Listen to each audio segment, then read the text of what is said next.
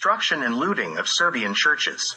In a manuscript from the Dečani Monastery, number 97, page 16, the following testimony is recorded.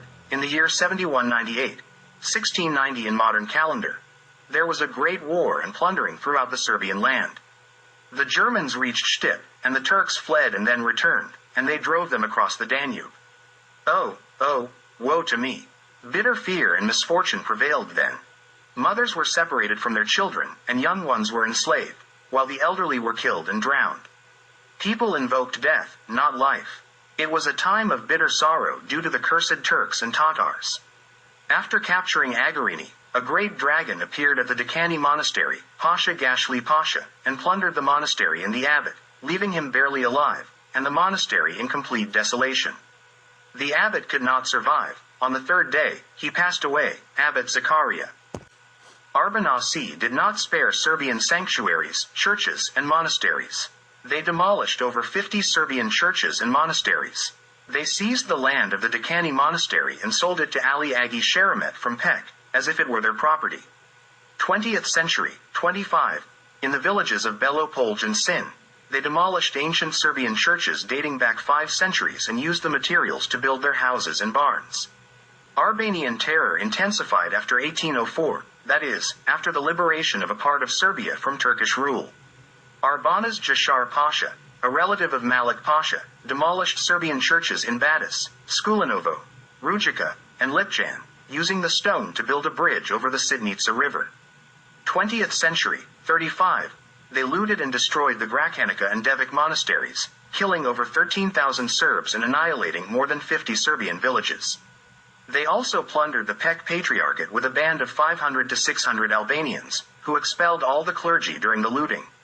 19th century, 75. In a plea addressed to the president of the Serbian government in 1879, the Dečani residents stated that their properties had been usurped 33 fields and gardens in Bivoljak and 4 estates in the village of Dečani, while in the village of Siarvini Breg, Alij Beg and his sons confiscated 7 plots of land. 20th century, 39. The Serbian monastery of Hilandar on Mount Athos was also plundered in 1821.